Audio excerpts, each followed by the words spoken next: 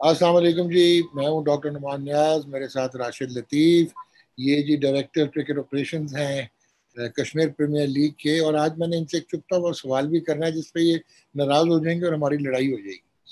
और केपीएल के ये डायरेक्टर क्रिकेट ऑपरेशंस हैं एंड पाकिस्तान के साबिक कप्तान हैं और इन हाउस एक्सपर्ट हैं। ये एक चैनल है स्टेट ब्रॉडकास्टर का, Pakistan television sports, PTV sports पे ये काम करते हैं और हमारे उस्ताद भी हैं, गुरु भी हैं। तो राशिद मियाँ, वेरी वार्म वेलकम। तो आज से बहुत सारी बातें करनी है और आज जरा थोड़ी सीरियस बातें करनी है। मेरी मेरी थोड़ी अच्छा, आप हंस पड़े। मेरी थोड़ी सेहत ठीक नहीं है जी। तो हाँ। अगर भी सांस उखड़ जाए या खांसी आ जाए तो उससे मैं पहले ही आपसे माजरत चाहूँगा। एंड ऑब्वियस काम भी करना है और प्रोग्राम भी करना है। राशिद, एक क्वेश्चन आ रहा है बार बार, मुझे तो उसका जवाब पता है, लेकिन पहले आप वादा करें कि आपका मूड खराब नहीं होगा। वादा नहीं कर सकता। अच्छा, फिर मैं सवाल ही नहीं करता, आगे चलता हूँ। जहां तक पाकिस्तान क्रिकेट बोर्ड का ताल्लुक है और वेस्ट इंडीज, ये जो सीरीज कोविड की वजह से सस्पेंड हुई थी, और यस, उसको सस्पेंड होना ही था क्योंकि वेस्ट इंडीज के कंटिजेंट में सारे पॉजिटिव हो गए थे और उनके पास इतने प्लेयर्स नहीं थे कि वो तीन एक रोजा मैच खेल पाते। तो पाकिस्तान क्रिकेट बोर्ड ने रादर बड़ा दिल दिखाया था, मजबूरी थी, उनकी मजबूरी को समझा और वो हमने रीस्केड्यूल कर लिया। अब जब वो रीस्केड्यूल हुआ और उन्होंने अभी आके तीन वनडे इंटरनेशनल खेलने थे तो लाहौर वेन्यू था कि तीनों मैच लाहौर में होंगे। लेकिन पाकिस्तान की सियासत आजकल, उसमें कुछ तेजी आई हुई है, उतार चढ़ाव हो रहे हैं और मोबिलाइजेशन हो रही है, स्ट्रीट मोबिलाइजेशन। तो पिंडी का सोचा था, पिंडी भी इनकार कर दिया गया क्योंकि यहाँ पे भी हो सकता है कि कॉन्ग्रीगेशन और सारा कुछ हो।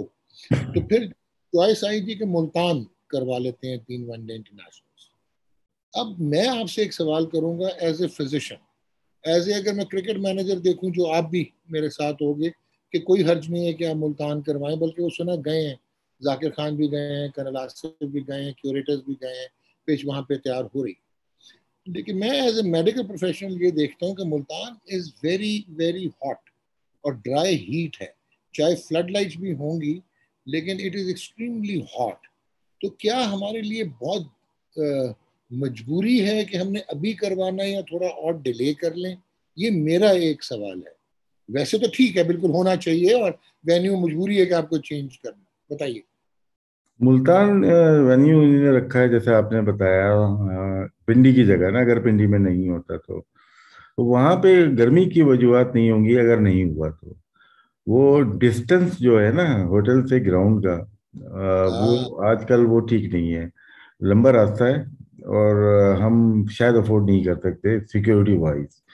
सिक्योरिटी इसलिए कि लंबा रास्ता है, टेस्ट मैचेस होते हैं, उस पर ज़्यादा लोग लगते हैं, टाइम लगता है और वहाँ पे चीज़ें हो जाती हैं, मैनेज हो जाती हैं। तो आप ये कह सकते हैं कि ये वजह एक हो सकती है। मुल्तान का सोचा क्यों, ये हमें देखना है ना।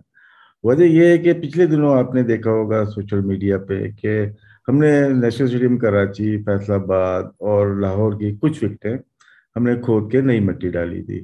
लेकिन उसमें थोड़ी अक्लमंदी कर गए थे कि इन केस कुछ हो जाए तो हमें ये दो तीन पिचेस जो है ना वो बचा के रखनी है। तो यही चीज कराची में भी बचा के रखी, यही लाहौर में भी बचा के रखी।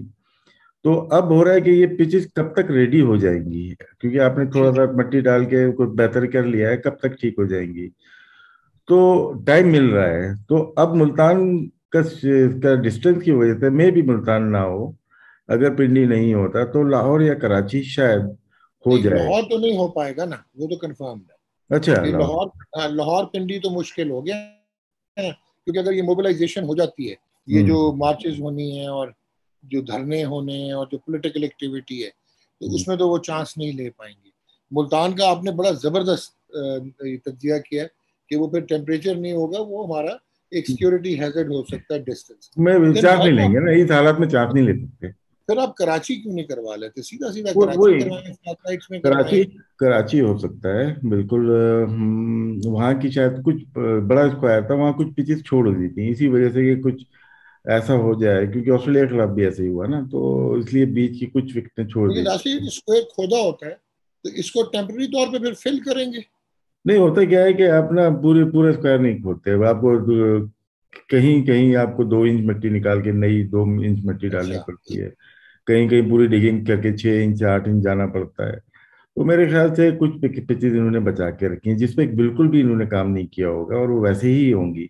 उसमें नई ग्रास लगा के छोड़ दी होगी इसको, जो कि रेडी हो जाए, क्योंकि वेदर इतना अच्छा है ना। विद इन अ वीक आपको ग्रास भी मिल जाएगी, कट मतलब विद इन 2 वीक्स आपको ग्रास भी मिल जाएगी, कटिंग भी मिल जाएगी, और प्रिपेयर भी हो जाएगी अच्छी पिच। क्योंकि गर्मी है अब, अच्छा मौसम है ग्रोथ के लिए ग्रास की भी, और पिचेस बनाने के लिए अच्छा मौसम है। और पानी जितना मर्जी डालें वो ड्राई हो जाएगा, स्पेशली कराची में तो ड्राई हो जाएगी, बहुत अच्छी बनेगी। तो ये एक रीजन टेक्निकली हो सकते हैं जिसकी वजह से अभी ये डिसाइड करना बाकी है। तो हो सकता है कि कुछ दिनों में ये अनाउंस करेंगे। अच्छा, मुझे राशिद एक और चीज बताइए कि अगर ये मुल्तान स्पोर्ट्स के वो सिक्योरिटी बीफ अप करके तैयार कर लेते हैं कि होगा, तो पिचेस कैसा बिहेव करेंगी? क्योंकि ड्राई हीट, और वो तो फिर उखड़ नहीं जाएंगी पिचेस, जितनी मर्जी अच्छी बना लें आप। हो सकता है कभी कभार, मोस्टली हमारे जो विंटर में गेम होते हैं ना उसमें थोड़ी सी 2 पेस पिचेस बन जाती हैं, हो जाती हैं। लेकिन ये कि थोड़ा ड्राई होगा तो उसमें कराची को आप बोल सकते हैं, कराची भी अच्छी पिच होती है, मुल्तान भी अच्छी होती है। मेरे ख्याल से सूटेबल होगा। अभी मई क्या, जून जून है, जून में तो सही होगा। मेरा नहीं ख्याल इतना ज्यादा प्रॉब्लम होना चाहिए। 250 यानी रन कि क्रस्ट क्रस्ट होल्ड कर जाएगा। करना चाहिए। अब हम नहीं, गारंटी देते अच्छा। हैं, गारंटी नहीं ले सकते पिचेस की ना पाकिस्तान की। हाँ जी। हम यही बोल सकते हैं, सिर्फ यही बोलते हैं कि आप पॉसिबिलिटीज हैं कि अच्छी पिच बन जाए। अच्छा, अब अगर मैं थोड़ा सा वो भी जिक्र कर लेते हैं, पाकिस्तान ने तो अभी अपनी टीम अनाउंस नहीं की, लेकिन अगर मैं वेस्ट इंडीज की देखूं, एक जेसन होल्डर मिसिंग लिंक नजर आएगा, और एक वो हेटमायर शायद नहीं आ पा रहे, शमॉन हेटमायर, क्योंकि वो पेरेंटल उस पर बच्चे की पैदाइश हो रही है, वलादत हो रही है। तो निकोलस पूरन का कप्तान होना वनडे के लिए, शाय होप वाइस कैप्टन, मुकरमा बोनर, अब ये अच्छे प्लेयर हैं। नहीं, अच्छे उसके प्लेयर हैं। बाद शमरा ब्रुक्स अगेन इम्प्रेस किया हुआ है, जरा कंसिस्टेंट नहीं है। केसी काटी को मैं नहीं जानता। और Akeal Hosein again very impressive, बड़ा हम्म आला गेम कर लेते हैं।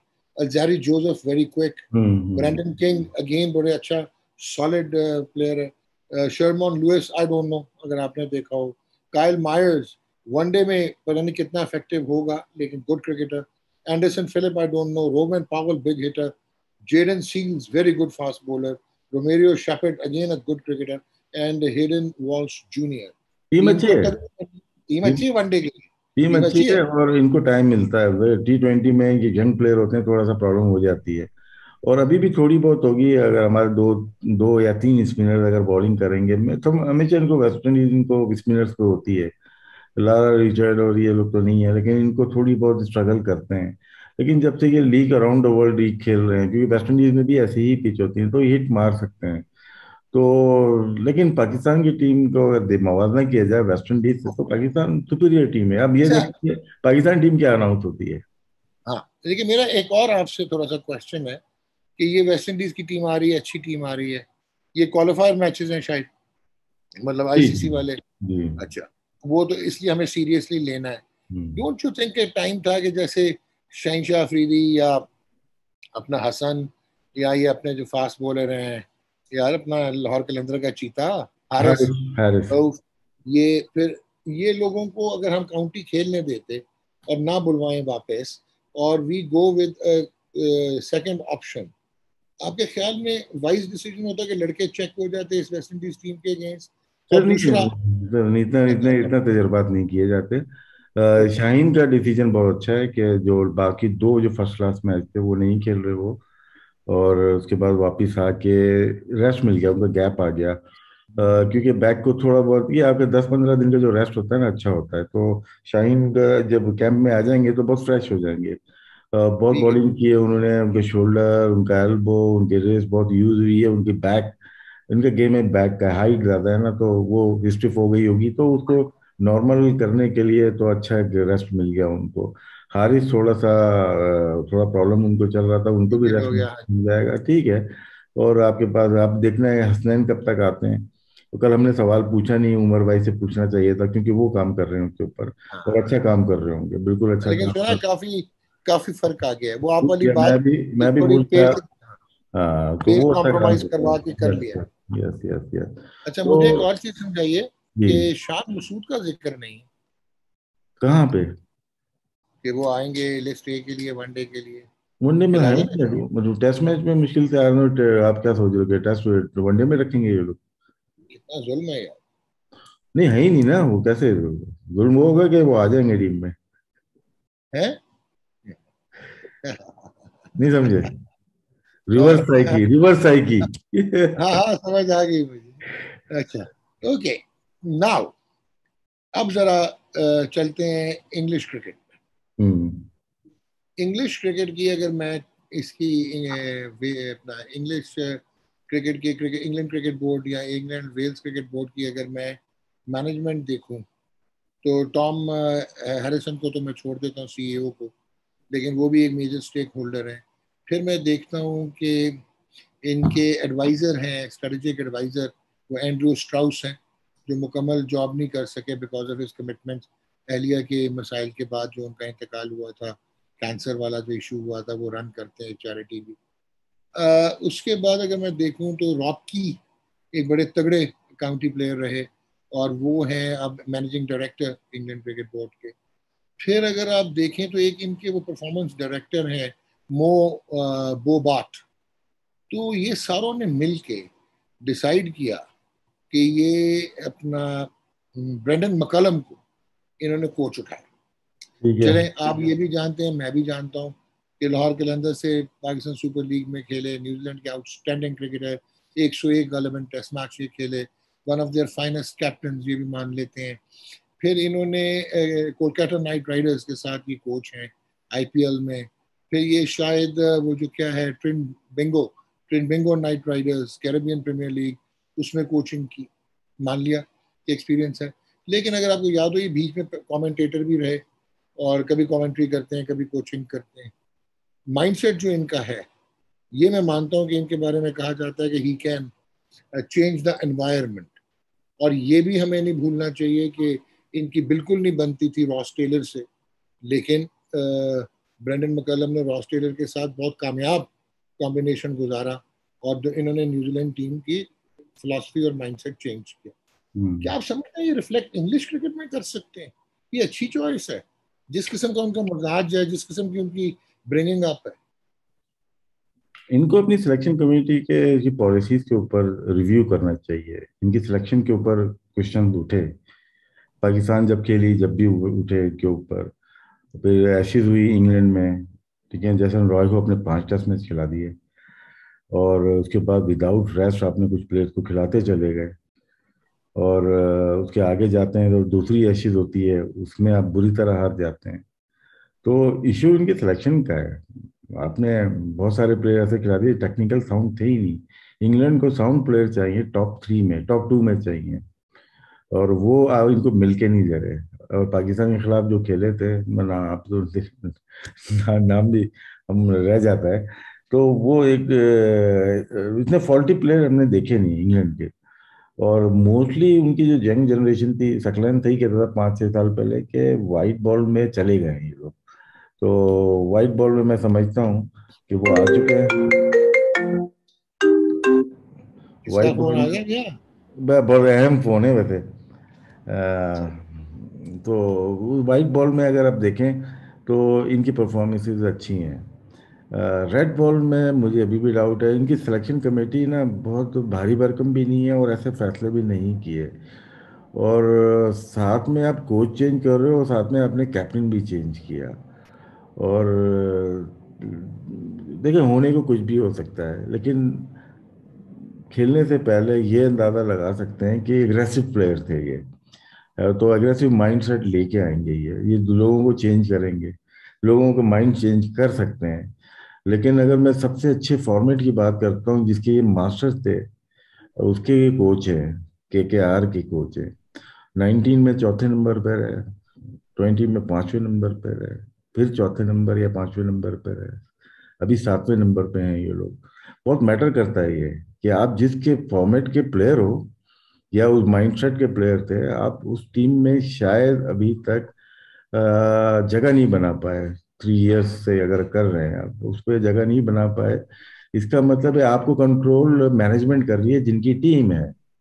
यही वजूहत होती है ना, आप टीम शायद सही तश्कील नहीं कर पाए आप। और यही चीज अगर इंग्लिश काउंटी मतलब सेटअप में आप गए, और उसमें भी अगर आपकी जो कैप्टन या दूसरे लोग ज्यादा मनमानी करते हैं तो फिर आप अपनी कर नहीं पाओगे। लेकिन ब्रेनी है, क्रिकेट को अच्छा जानते हैं, और बहुत रन किए, टेस्ट हो, वनडे हो, T20, दुनिया डरती थी इनसे। लेकिन एज ए प्लेयर और एज ए मैनेजमेंट या एज ए कोच बड़ा फर्क है। अभी तक इनका इम्पैक्ट एज ए कोच नजर नहीं आया जो गैरी कर्स्टन का नजर आ यस, चुका है। यस। एंडी फ्लावर जो इंग्लैंड टीम को उठाने वाला है, एंडी फ्लावर का हो चुका है। एंडी फ्लावर वापस नहीं जाना चाह रहे, कोई रीजन ट्रेवर ढूंढ। बेलिस यार, ठीक है, ट्रेवर अब बेलिस उसके का बाद इम्पैक्ट। अगर आप देखें, माइकल हसी मौजूद हैं, वो अच्छी कोचिंग कर रहे हैं, ठीक है ना। ऐसी इस टाइप के प्लेयर अगर इनको पहले तो चले और ये गए। जो ऑस्ट्रेलिया के जस्टिन लैंगर अगेन। इनको नहीं संभाल सकेंगे, ये एक्सपेंसिव भी है। और ये देखिए ऑस्ट्रेलिया टीम जिसने छोड़ दी, तो इंग्लैंड तो बहुत दूर की बात है सर। तो ये माइंडसेट है, ये गैरी कर्स्टन टाइप के लोग हो जाएं या एंडी फ्लावर हो जाए, ये लेकिन ना सेटअप चेंज हुआ, टीम्स चेंज हुई, तो एंडी एंडी फ्लावर लखनऊ में देखा, मुल्तान सुल्तान से लखनऊ में गया है। और वो टीम अगर आप देखें, अगर मैं गलत नाम ले लूं भाई माफ कर देना, इतना हम नहीं फॉलो कर रहे। LSG कह दें, LSG कह दें। लखनऊ ना, लखनऊ। और उसके बाद दूसरी टीम जो गुजरात है, उसमें गैरी कर्स्टन है शायद, जो पहले किसी और टीम में पंजाब में होते थे शायद। तो वो अपनी पूरी टीम उठा के ला के फिक्स किया, उन्होंने माइंड सेट चेंज किया है। नहीं, तो लेकिन राजू हम्म, मुझे ये समझाएं कि गैरी कर्स्टन ऑलमोस्ट कोच हो गए थे इंग्लैंड के, ये लास्ट मोमेंट में नहीं हो पाए। क्योंकि अभी आपने जो बात की है ना, लोगों को एक और चीज याद करनी चाहिए कि ब्रेंडन मकलम काफी डोमिनेटिंग है और काफी क्राइसिस था इनका, अपना पर्सनल क्राइसिस था। उसके बाद ये दिलेर थे कि ये वापस आए और फिर मेन स्ट्रीम में आए और फिर क्रिकेट खेली और तबाहकुन क्रिकेट खेली। चले, मैंने मान लिया कि रॉस टेलर को अच्छा हैंडल किया तो मैनेजमेंट ठीक हो गई। कल्चर न्यूजीलैंड का माइंडसेट, मेरा ख्याल है कि वो क्या नाम था उनका, यार, वो जो इनके कोच थे बेसिकली, मोहम्मद कहाँ वसीम के के भी बड़े दोस्त हैं कहाँ के न्यूजीलैंड के, जो क्रिकेट खेले नहीं वो तो लेकिन हैजमैन है बड़े। क्या है, हैजमैन थे क्या नाम था, मेरे भाई याद आ जाता नाम। चश्मे वाले। हाँ हाँ, चश्मे वाले। ठीक है, Hesson, Hesson, Mike Hesson. Michael Hesson है। वो उनका कमाल था। हम्म और इन्होंने खैर एग्जीक्यूट किया, लेकिन 2015 में देख लें वर्ल्ड कप में, मैं समझता हूँ कि वन इंडिविजुअल जो है वो इम्पेक्टेड नेगेटिवली और वो हारे थे ये ब्रेंडन मकलम की वजह से। वो जो इन्होंने पहली शॉट मार दी थी, ब्लेजिंग फॉर्म में थे ये फाइनल में, और फिर हम्म। न्यूजीलैंड उठाने।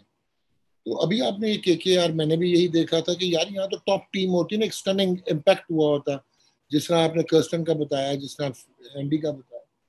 और ऊपर बेंच स्टोक्स की अगर आप ये देखें, दो डोमिनेटिंग आदमी दो इकट्ठे कैसे काम कर पाएंगे? बेंच हो स्टोक्स तो जबरदस्त। हो सकता है कि मजीद क्रिकेट को चेंज करने जा रहे हैं, टेस्ट क्रिकेट को ही, शायद लगता है ऐसा। ओके के वो माइंड बिल्कुल सेट ही। जो देखो ना कि अभी, लेकिन फिर भी आपको नए बॉल से खेलने के प्लेयर तो चाहिए होंगे, ओपनर्स। आप ओपनर्स का की किल्लत हो गई है ऑल ओवर द वर्ल्ड। आपका मतलब है कि ये वनडे माइंडसेट को टेस्ट में लाना चाह रहे हैं, ठका ठक धक धक। तो हो सकता है, लेकिन इनको बहुत बड़ा फ्लॉप हुआ है ना इनका, तो वेस्ट इंडीज में हार गए, ये हर जगह ही हार गए ना। और इस टेस्ट चैंपियनशिप में लास्ट नंबर पे एक तरह से रहे, भारी हो गए ना ये लोग तो जिसकी वजह से इनको चेंज करना पड़ा। और चेंज इनके सिलेक्शन की वजह से हुआ। जैसे आपने या तो उनको खिलाते चले गए आप, एंडरसन को और ब्रॉड को खिलाते चले गए, फिर आपने सडनली ड्रॉप कर दिया, वहां पे आप फिर बैकफायर हो गया। अब बेन स्टोक दोबारा इनमें से किसी को लेके आते हैं या दोनों को लेके आ जाते हैं, तो फिर तो बात समझ में नहीं आएगी ना, तो लेकिन राशिद सिलेक्ट। एक और चीज है कि बेन स्टोक्स पहले अपना आप को ये तो सेटिस्फाई कर लें कि वो एक बैटिंग ऑलराउंडर हैं, वो ऑलराउंडर हैं, या वो सिर्फ एज बैट्समैन अब इंग्लैंड टीम को देखेंगे। क्योंकि बहुत फर्क पड़ जाएगा एक ऐसे कप्तान का जो लंबी बॉलिंग नहीं कर पा रहा टेस्ट मैच क्रिकेट में, जिसने सस्टेन करना, इंजरी प्रोन है। क्या कहते हैं? नहीं तो किसमें वो ऑलराउंडर नॉर्मल है, टेस्ट मैच में कभी कभी बॉलिंग करते हैं, बहुत ज्यादा बॉल नहीं करते वो, तो आप नोट भी कर लें, कम बॉल करते हैं, इसीलिए उनकी विकेट की तादाद इतनी नहीं है। उनके पूरे चार बॉलर खेल रहे होते हैं, पांचवें या छठे ये बनते हैं, जिसकी वजह से ज्यादा बॉलिंग करने की जरूरत नहीं पड़ती। 4 नंबर 5 नंबर भी खेलते हैं ये। इनका रोल भी 41 वाला ही है बॉलिंग का, टेस्ट मैच में स्पेशली। वनडे T20 हो उसमें इनको करनी पड़ती है, और उसमें बहुत वैल्यूएबल बॉलर हैं ये। तो ऑलराउंडर हैं, लेकिन बैटिंग ऑलराउंडर आप कह सकते हैं। बट कमाल, प्लेयर कमाल है, game outstanding. Changer, outstanding, stunning. अच्छा, जाते जाते आप जरा आपसे कसौटी खेलनी। कल एक छोटा सा क्लिप नजर आया मुझे, वो मैंने कोई बिला मुबालगा 100 मरतबा देखा होगा, और जितनी मरतबा वो क्लिप देखा उसमें मेरा नशा बढ़ता चला गया। वो कौन सा क्लिप होगा? बाबर आजम का होगा। जी, बाबर आजम बैक फ्रॉम उम्रा, उनको बड़ी मुबारक। हमारे बहुत सारे फखर जमान भी नजर आए, मोहम्मद आसिफ भी, इन तमाम दोस्तों को हमारी तरफ से बहुत मुबारक। अल्लाह ताला इबादत जो है आपकी कबूल फरमाए। मोहम्मद वसीम को बहुत मुबारक। तो यार वो नेट कर रहे थे भाईजान, मतलब कि ग्रे निकल्स का बल्ला था। बैक उफ। जा रहा हूँ मैं अभी। वो बाबर आजम से रिक्वेस्ट है कि जो प्रैक्टिस करें उसकी वीडियो बना के अपलोड ना करें, क्योंकि हम लोग कमजोर हैं, नशा हो जाता है। कौन बहुत में ध्यान। आएंगे? ओह यार,